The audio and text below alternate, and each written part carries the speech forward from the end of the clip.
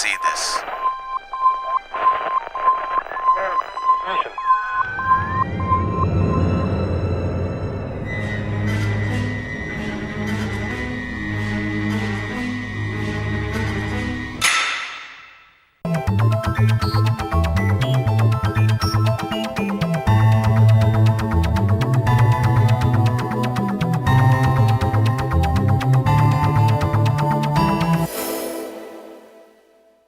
O programa Destaque de hoje está recebendo aqui nos estúdios do Dr. Manuelito Eduardo Campos, da Faculdade Integrada da Grande Fortaleza, com muito prazer, o Horácio Hudson Carneiro. Ele nasceu no Trairi, estudou no Colégio São Francisco de Canindé, no Colégio Agrícola de Pacatuba e no Liceu do Ceará. Formou-se pela Escola de Especialista da Aeronáutica, onde trabalhou por 25 anos como especialista em comunicações no Serviço de Proteção ao Voo e Tráfego Aéreo. Cursou Ciências na UES e teatro nas escolas Leonardo Alves, Tablado, Casa de Artes de Laranjeira, todas no Rio de Janeiro. Estudou informática em Manaus e Escola de Dados e trabalhou por 10 anos como desenvolvedor de sistemas de banco de dados. Estudou letras e jornalismo aqui na Faculdade Integrada da Grande Fortaleza. Hudson, muito obrigado aqui pela sua presença aqui no programa Destaque. Eu queria que você contasse um pouco da sua trajetória de escritor. Como é, que eu sei que você está lançando, né, um livro muito interessante aqui, chamado Alvorecer, é um romance, mas antes de você falar aqui do seu romance, eu queria que você falasse de você. Como é que você trilhou e trilha e começou e caminha e por esse alvorecer da escrita? Tá certo. Em 82, eu fui morar no Rio de Janeiro, transferido, né? Era militar. E quando eu cheguei lá, eu fui até, inclusive, para continuar meu estudo de matemática. Eu queria fazer um mestrado em matemática. Só que, eu falando com um colega, aquelas coisas a gente às vezes é incentivado por colegas, né? Ele falou para mim: rapaz, você devia aqui no Rio fazer uma coisa que não tem lá no Ceará. Por que tu não vai estudar teatro? Aí ele mesmo procurou dentro nas páginas amarelas, aí tinha lá um curso de teatro Leonardo Alves. Aí eu liguei para o curso e fiquei matriculado. Aí fui estudar teatro e comecei a gostar dessa coisa de teatro, de literatura, e foi a partir daí que eu comecei a estudar criação de personagens, como desenvolver um personagem. E aí vim embora em 93 eu vim morar em Fortaleza. Até então eu não escrevi, eu escrevi alguma coisa sobre peça de teatro, escrevi alguma coisa, algumas peças eu tenho escrita. Mas livro mesmo eu nunca tinha pensado em escrever. Saí de Fortaleza, fui morar em 96, fui morar em Manaus. E chegando lá foi que eu gostei dessa coisa da Amazônia, do visual. Eu passei a frequentar essa coisa de boi, de dança, né? E outro colega também entrou na história e eu já estava querendo parar de trabalhar com informática porque o cabelo estava começando a cair muito, né? Eu não sabia que informática fazia o cabelo cair. Porque é muito estressante, a informática é muito estressante, né? Essa aqui é a verdade. Aí um colega falou: rapaz, por que tu não escreve? Por que você não escreve? Aí foi a partir, acho que de 97, 98, que eu comecei a pesquisar essa coisa de como escrever, né? Aí li algumas coisas do Campbell, né? De essa jornada do herói. E eu comecei a me envolver com essa coisa da escrita. E a Amazônia veio dessa parte do herói amazonense, do índio como herói, né? Eu lembrava muito do nosso José de Alencar, né? Pegar o índio e transformar num herói. E eu comecei a pensar a respeito dessa situação, de como um índio pode se tornar um herói, porque nessas músicas de boi eles estão sempre falando disso. Com certeza. O índio como um herói, o índio como um guerreiro, né? Eles inclusive usam muito esse nome, né? Guerreiro. O boi garantido e o precioso. Né? O boi garantido e o caprichoso. Caprichoso. E as músicas são muito envolventes, são muito... E eu passei a pensar nisso. Então eu pensei nos personagens, só que eu queria uma coisa mais envolvente. Então eu trouxe esse personagem o mais longínquo que eu pude ir, né? Eu pensei, quando o homem nasceu, será que ele nasceu assim igual a gente? O índio nasceu assim?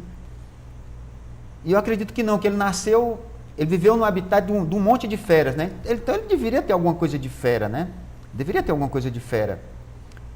Então eu imaginei ele com uma visão mais poderosa, alguma coisa de uma águia, né? Alguma coisa assim. Imaginei ele com o olfato do lobo, do cão, E eu criei esse personagem a partir desses dados, né? E trouxe essa genética até hoje.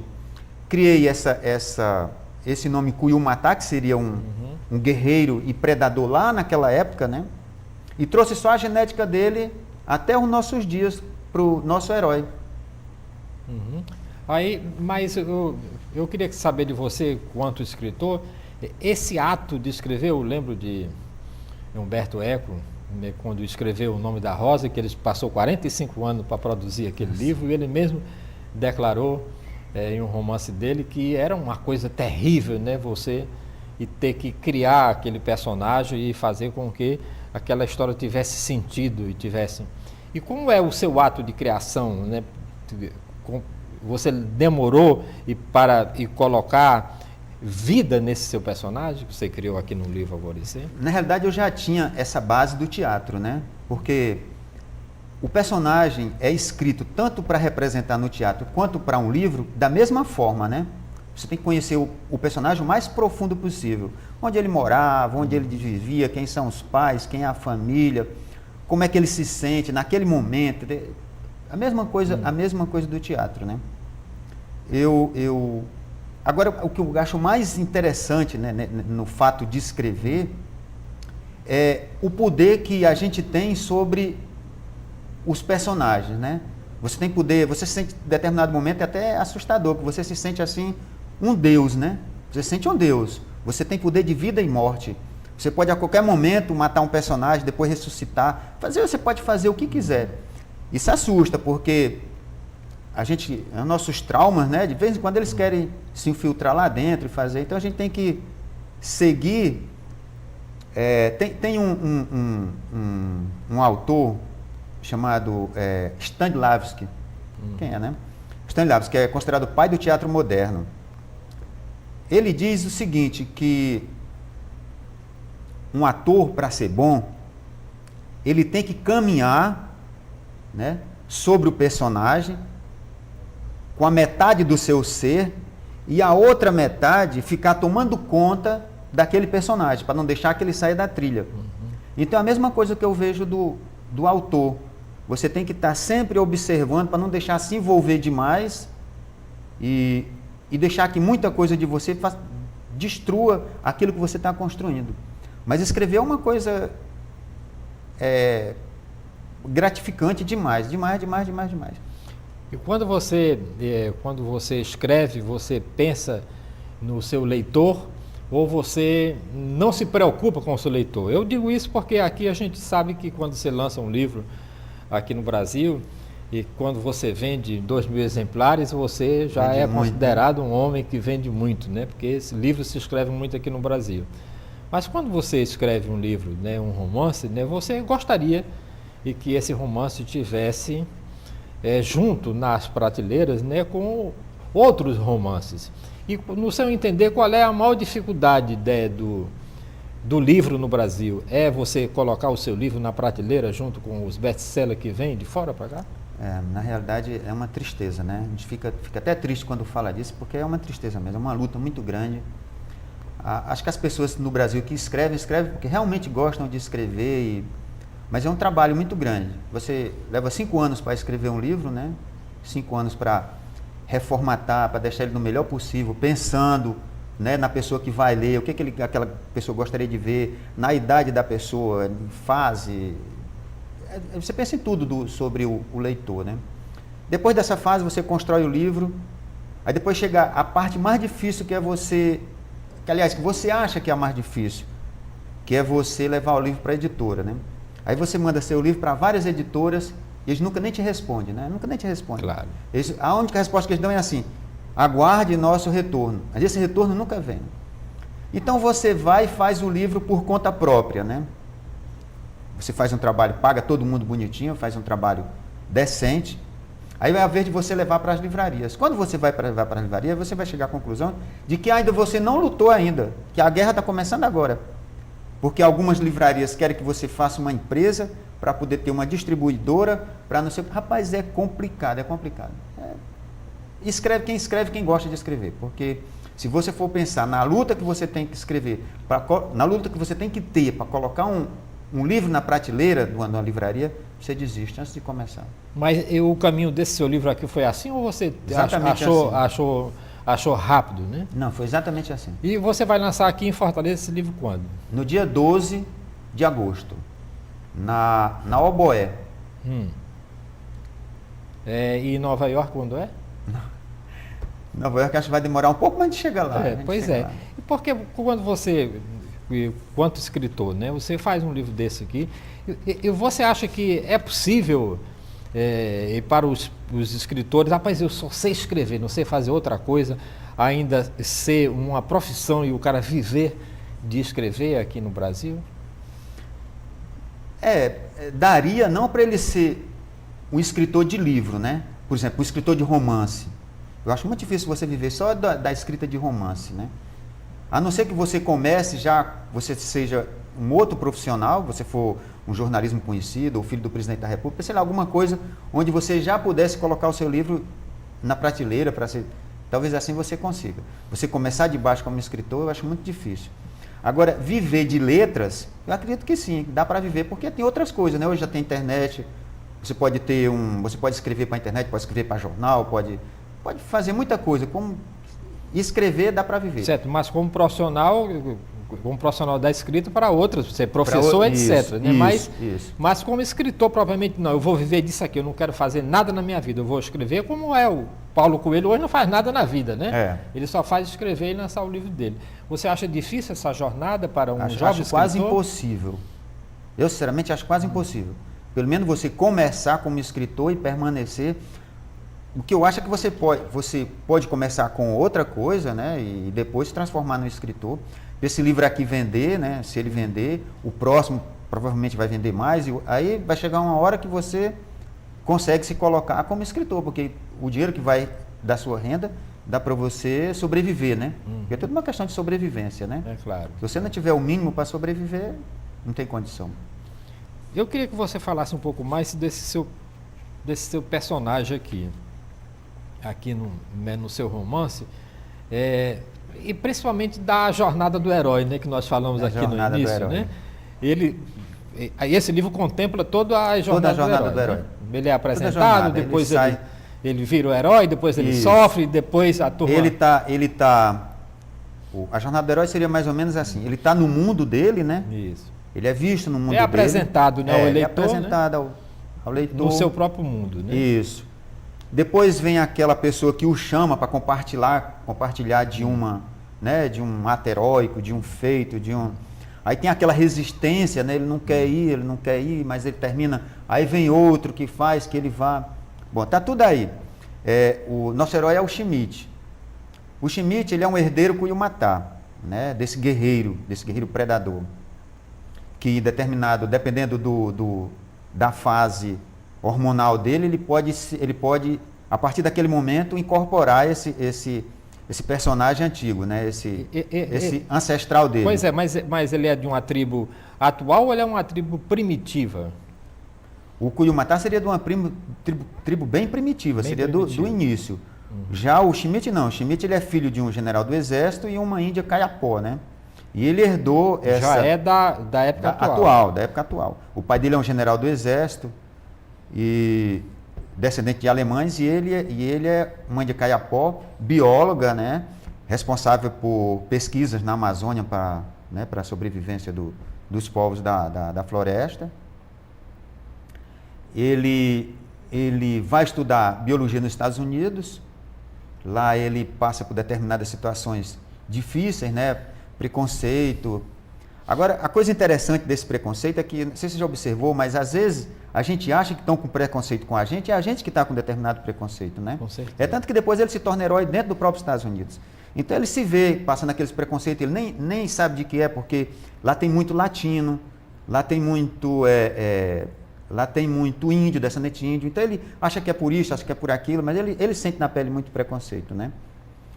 Ele é preso condenado a 13 anos de reclusão em regime fechado, consegue fugir, aí vem para o Brasil por obrigação para pagar uma dívida, dessa dívida da fuga dele, e ele termina traficando cocaína da Bolívia para o Brasil, né? Só que depois, passada essa situação, ele volta para os Estados Unidos, vai estudar na mesma escola, aí já como um prêmio, né? Por ter sido condenado injustamente, ele já está famoso, já conhecido. Ele faz filme dele da fuga, mas assim, da história do garoto amazonense que esteve nos Estados Unidos. Ele vira um herói dentro do próprio Estados Unidos. Rapaz, qual é a sua opinião, já que você é um observador da Amazônia? Como é que você vê, entende, o povo da floresta amazônica, ele poderia sobreviver sem que essa civilização dita branca, né, e heterossexual tivesse a influência que tem hoje sobre o homem amazônico? Eu não consigo assim imaginar como seria a sobrevivência sem o homem estando lá, né? Pois é, sem a civilização. Eu não consigo assim imaginar. O que eu consigo imaginar é que, já que eles estão, vamos fazer o melhor possível pelos povos da floresta, né? Eu acho que a Amazônia pode realmente se transformar num local autossustentável, porque lá tem tudo que você possa imaginar para autossustento. Tem essa pesquisa de produtos naturais para a área de beleza, já é bem evoluída, né?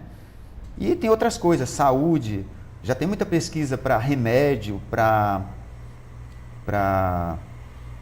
essa coisa da biotecnologia lá é altamente, tá altamente. Eu acho que pode ser autossustentável sim, sem sombra de dúvida. Você acha que o brasileiro, por exemplo, não trata a Amazônia como ela devia ser tratada e que o estrangeiro tem um olhar mais cobiçado para a Amazônia do que nós próprios brasileiros? Com certeza. O brasileiro, eu não sei o que é. Quando a gente chega na Amazônia, a gente sente uma coisa assim muito forte. A gente sente uma coisa muito forte, saber que aquilo ali é nosso. Imensa, né? Saber que aquilo ali é nosso. Poxa, nós somos donos disso aqui. Isso aqui é o maior celeiro da humanidade, da Terra, o maior celeiro hoje da Terra, de biodiversidade. De né? seres vivos, não é? Isso aqui é o maior celeiro de biodiversidade. Aí a gente fica pensando, por que as pessoas não veem isso aqui? Por que não... Mas, realmente, se a gente fala que o Nordeste é menosprezado com relação às políticas nacionais, a Amazônia é, sem sombra de dúvida, muito pior. Muito pior. Muito pior.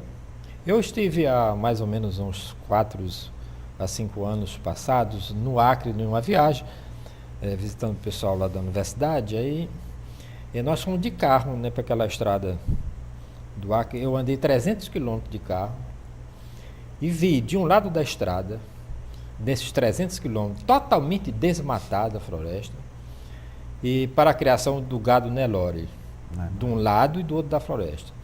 Eu fiquei surpreso, não só, e como é que se derruba a floresta amazônica, 1 hectare de floresta, certo? Centenária, para criar 50,5 quilos de carne por ano, certo? Enquanto, né, se você fosse criar peixe dentro do Rio Amazonas, você criaria pelo menos 11 toneladas de peixe. E como é que você permite, que eu encontrei umas placas dizendo o seguinte, né? Período de queimada, de tanto de novembro a tanto de dezembro, só pode queimar naquele período, quer dizer, vira uma fumaça. Né? Rapaz, como é que você consegue entender, nós homens ditos civilizados, se a gente não consegue enxergar isso não, rapaz? O que está havendo com a humanidade? O que foi que a humanidade aprendeu nesses tempos todos em relação à natureza, e que a gente sabe que a gente estava falando daquele filme Avatar, que nós somos interligados, e todos nós, seres vivos, somos interligados, e nós não conseguimos viver sem uma planta, e porque é através dela que se cria o oxigênio, entende? As plantas têm todas as organelas citoplasmáticas que tem, entende? O homem, e mais uma que é o cloroplasto, e como é que o homem consegue queimar, entende, o seu próprio ser, a sua própria vida? Como é que você entende isso? Como é que você vê isso? É complexo, né? Eu acho que tudo está ligado à parte financeira, né? É um horror essa coisa do financeiro, né? Tudo está ligado à parte financeira, à não política, né? Porque eu lembro muito bem no Amazonas, os candidatos a governadores doando serra elétrica para dizimar a floresta. Até a época que eu morei lá ainda se fazia isso, né? Ainda se fazia isso. A floresta não é só uma beleza. Eu tenho a impressão que quando a gente chega lá, a gente sente realmente, quando você está lá dentro, você sente realmente que você faz parte daquilo, que a gente é terra, que a gente é mato, que a gente é aquilo. Eu acho que falta a esses políticos uma maior participação, mas pessoal, dentro conhecer de perto o que é a floresta, o que ela representa para o povo que está ali, né? E sentir isso que as pessoas de lá sentem, que eu acho que falta é isso. As pessoas não veem muito, os políticos não veem muito a Amazônia como o próprio homem da Amazônia vê, né? Um local onde você vive, né? E precisa sobreviver. Eu acho que é por aí. E em relação, entende já hoje, né? Você vê que a gente fala e que não, nós temos aquela proteção toda na Amazônia, mas ainda hoje a Amazonas, ela não... como a fronteira é muito grande, né? Entende? Você encontra mais estrangeiros, é por isso que o personagem do seu livro aqui, inclusive, é um estrangeiro, né? Você encontra muitos estrangeiros dentro do Amazonas desenvolvendo trabalho de pesquisa do que o próprio brasileiro, ou eu estou enganado? Não, você encontra bem mais. Aliás, trabalho de pesquisa quase não tem voltado para essa área. Houve uns grupos lá, paraestatais, que frequentaram a Amazônia, lá, principalmente o Amazonas, mas que foi meio que desprezado pelos os povos da floresta, quando eles perceberam que eles estavam mais interessados em se dar bem pessoalmente do que transformar aquele local numa coisa de excelência para se viver. O homem amazonense, não sei, as pessoas falam da preguiça do amazonense, mas não, é uma cultura. Os caras são assim. O índio, ele não percebe o que a gente percebe em termos de vivência, né? Que você tem que guardar comida, você tem que, né? O que ele percebe é que ele precisa se alimentar agora, e se ele está alimentado e tem onde dormir, para ele está tudo bem, está perfeito. Amanhã já é outro dia, amanhã ele vai pensar na outra alimentação dele. Mas as pessoas que estão longe da Amazônia, ele não consegue ter essa visão. Consegue ter a visão da Amazônia de quê? De área extensa para você criar, para você plantar, que você falou do gado, mas tem a soja também. Pois é, não tem nada a ver. A soja está acabando também com boa extensão da Amazônia. Com certeza. Agora, as pessoas que vêm de fora, elas têm uma outra visão, justamente porque lá não tem o que tem aqui, que é a falta do espaço, né? Espaços abertos lá, você vem da Europa, a Europa cabe dentro da Amazônia, né? Então, eles chegam aqui. Agora, só que existe uma curiosidade muito grande a respeito do que eles vêm fazer aqui, porque eles vêm fazer uma pesquisa, mas qual a finalidade dessa pesquisa, né? Tem muita pirataria, né? E qual o resultado depois? O que isso vai beneficiar o homem amazônico ou o próprio homem brasileiro? Será que vai beneficiar a gente aqui da Amazônia, né? Os povos da floresta, vai beneficiar eles lá, né? Aí tem muita pirataria. Eles levam muita coisa daqui. Mas a pesquisa que eles fazem aqui é intensa. Pois é, eu queria que você falasse mais um pouquinho aqui do lançamento do seu livro, e se esse daqui é o primeiro de uma série que você já está pensando aí em se tornar o escritor de romancista. Não, eu penso sinceramente em continuar trabalhando como escritor. Já tenho o terceiro livro, o segundo livro está quase pronto, e o terceiro já tenho como se diz assim, a programação, né? Já tem o projeto, né? O projeto já está todo projetado. O segundo é a respeito de um senador que quer transformar o Brasil, quer mudar a Constituinte, mas ele não consegue, e então tenta transformar o Brasil num caos, né? Para poder, a partir daí, desmantelar os poderes, né, constituídos, e tentar fazer uma nova Constituinte. Aí dentro disso tem uma série de coisas, tem um alagoano que se torna terrorista, tem uma...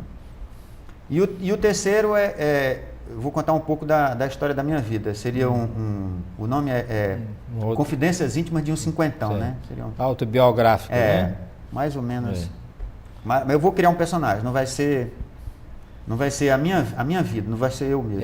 Esse sobre o senador é ficção ou o personagem é mera coincidência se parecer com alguém? E como eu diria... Não, é coincidência. Eu diria. É coincidência, é ficção mesmo. É ficção mesmo. Mas tem uma coisa que me incomodou a vida toda, me incomoda, eu acho que incomoda a todo nordestino. Essa coisa da gente ser desprivilegiado em termos de Brasil, né? Eu não sei porquê, né? Isso me incomoda demais. Então esse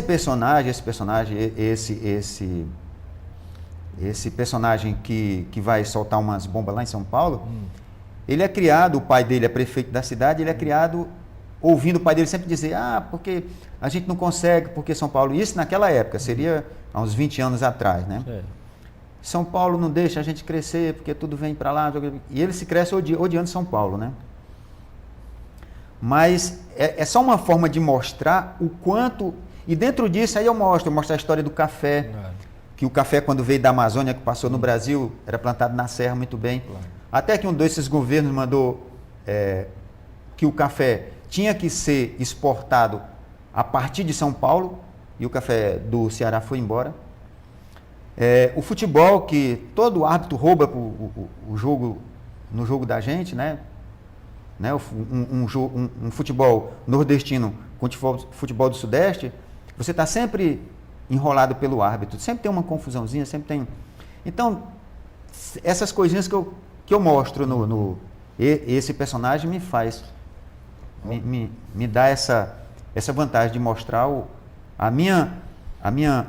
meu sentimento, certo. Né, a tua visão, né? Nós conversamos em off, né, que há possibilidade da gente transformar esse seu livro aqui num roteiro de cinema? Com certeza, sem problema. Aí a gente pode pelo menos tentar, né? Mas vamos tentar, né? Você tem interesse, né? Porque no nosso núcleo de cinema aqui, eu estou querendo transformar a FGF TV no núcleo de produção de cinema e vídeo. Poxa, com certeza. E receber ideias novas, porque hoje você sabe muito bem que o limite é a imaginação, né? Antigamente a gente tinha que fazer lá no Canadá, né, os efeitos especiais, hoje a gente não faz mais no Canadá, a gente consegue fazer em qualquer lugar do planeta Terra, né? Os caras estão saindo lá do Avatar, por exemplo, foi lá para Nova Zelândia fazer a renderização lá, em Nova Zelândia e não nos Estados Unidos, né? Então isso possibilita, né, com essa história de computação em nuvens, que você esteja cada um trabalhando em uma parte do planeta nisso aí. Eu acredito inclusive que esse livro ficaria muito bom no filme, porque ele tem um visual muito bonito, né? Tem uma plasticidade perfeita para o cinema, né? Pronto, então vamos fazer. Eu agradeço muito a sua participação aqui. Você tem 1 minuto para as suas considerações finais aqui no programa Destaque da FGF TV. Eu quero agradecer esse convite, né?